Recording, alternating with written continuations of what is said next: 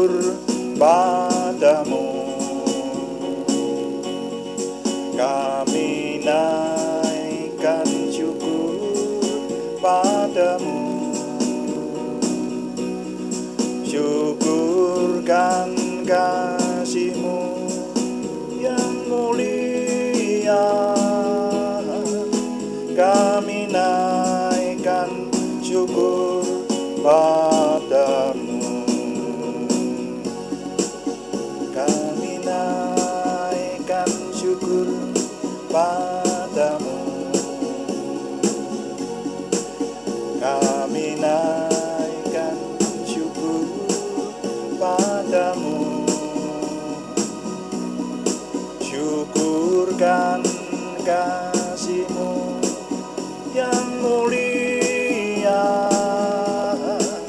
Kami naikkan syukur padamu.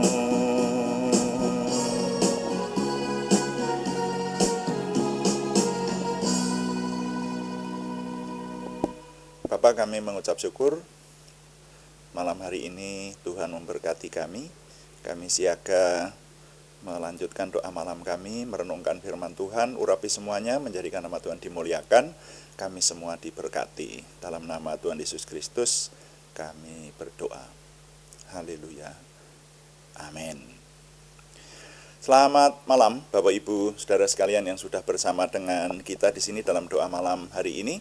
Doa malam melalui online ini diadakan secara iman Kristiani dengan dasar keyakinan kepada Tuhan Yesus Kristus, Yeshua HaMasyiah, Juru Selamat dunia, Imam Besar Agung kami, dan firman Tuhan yang didokumentasikan dalam kitab suci Perjanjian Lama serta Perjanjian Baru menjadi pegangan kami, menjadi pegangan kita sekalian.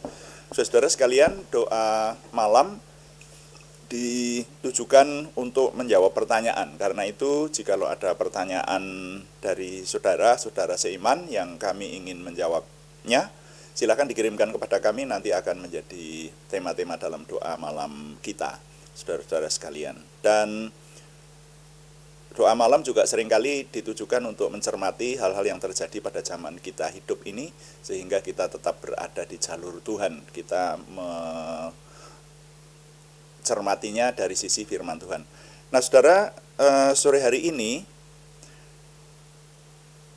saya ternyata masih melanjutkan pertanyaan dari Ibu Endah Trilestari di Salatiga. Pertanyaannya adalah, jika seorang menikah secara Kristiani, kemudian bercerai, lalu menikah lagi, kemudian melayani bahkan sebagai hamba Tuhan, itu bagaimana? Nah, kami sudah menjawab sampai 5 kali ya.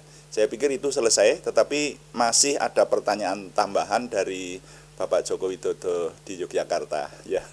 Jadi Bu Endah, izinkan sekarang saya menambahkan dengan menjawab pertanyaan Pak Joko Widodo di kolom chatting kemarin dulu ya, yang menanyakan bahwa, nah kalau tidak bercerai tapi ditinggal meninggal pasangan, itu bagaimana? Nah, oleh karena itu judul renungan malam hari ini adalah ditinggal meninggal pasangan boleh menikah, judulnya ya. Nah, tapi ayat dasarnya mana, itu yang saya ingin menyampaikan khususnya kepada Pak Joko dan juga kepada kita semua. Ayatnya ada di Roma pasal 7 ayat 1 dan 2. Saya baca untuk kita sekalian. Roma pasal 7 ayat 1 dan 2.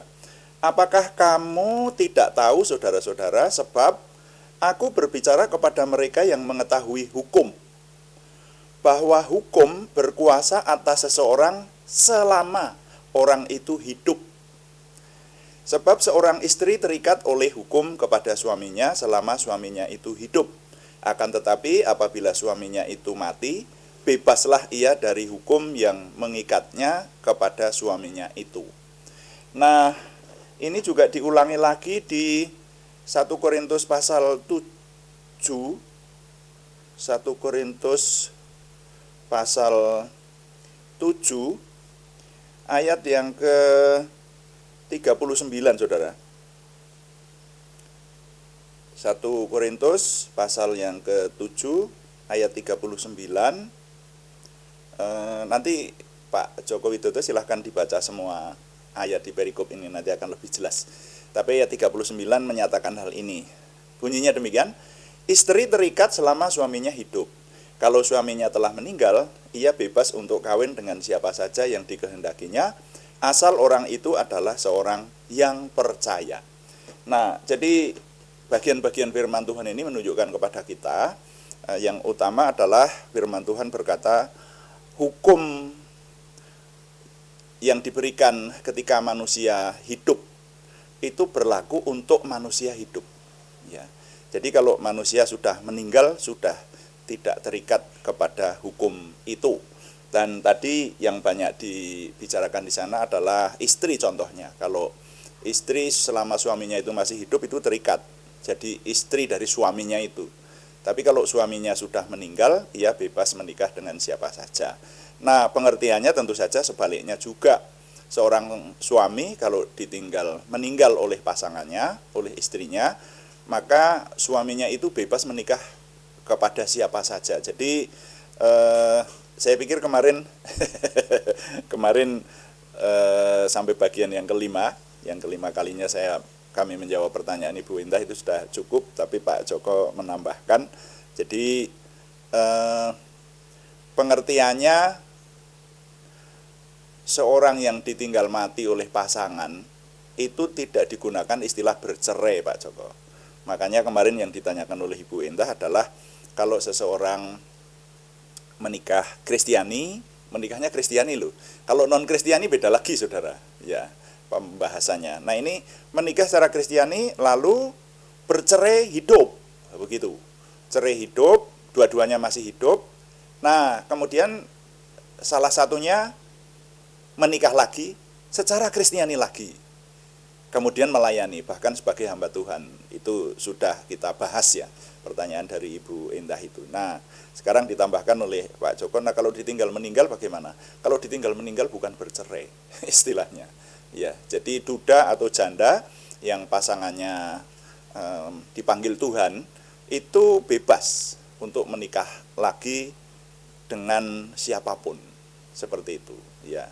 Jadi saya pikir kemarin sudah cukup dipahami, tetapi memang perlu ditegaskan dan juga ditunjukkan ayat-ayat yang mendasarinya sehingga tidak bingung dan mantap begitu.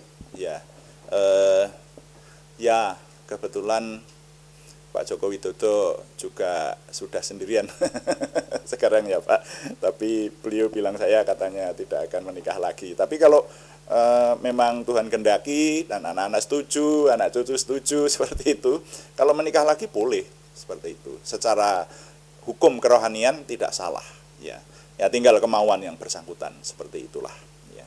Jadi itulah jawabannya, cukup singkat pertanyaan Pak Joko Widodo di Jogja.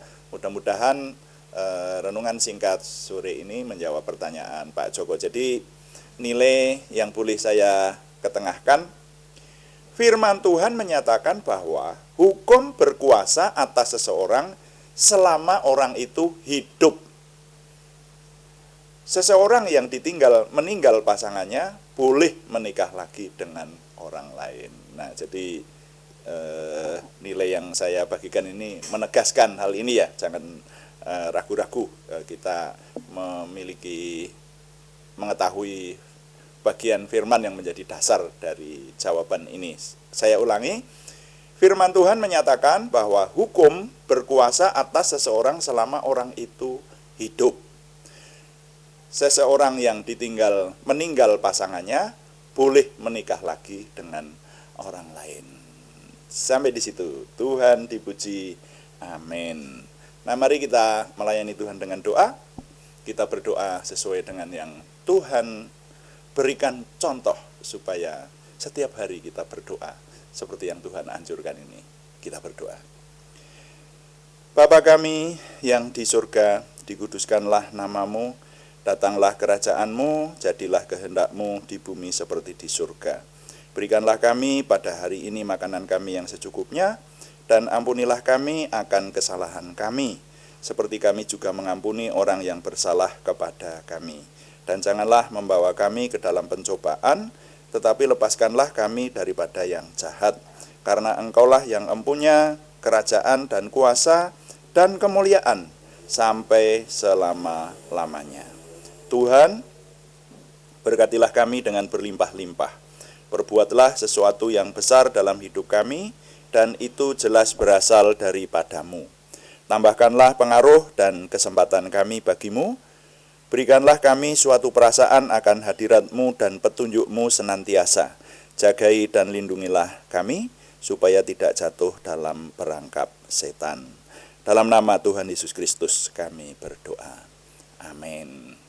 Demikian doa malam hari ini. Saudara sekalian, kami kembali terus memberitahukan bahwa doa malam dilaksanakan setiap hari, Senin sampai Sabtu, pada jam 6 malam atau jam 18 waktu Indonesia Barat. Juga ada doa pagi pada hari-hari yang sama setiap jam 5 pagi. Hanya yang doa pagi temanya berbeda, saudara ya. Kami mengundang saudara untuk bersama-sama melayani Tuhan dan bersama-sama menerima berkat Tuhan setiap hari ini ya. Terima kasih kepada semua yang sudah memberikan dukungan. Kami tetap mengharapkan dukungan Anda, setidaknya dukungan doa. Juga terima kasih yang belum memberikan subscribe, berkenan memberikan subscribe, like, komen, dan share, bagikan kepada teman-teman lain sehingga lebih banyak lagi yang diberkati bersama dengan kita. Selamat malam, Tuhan memberkati. Amin.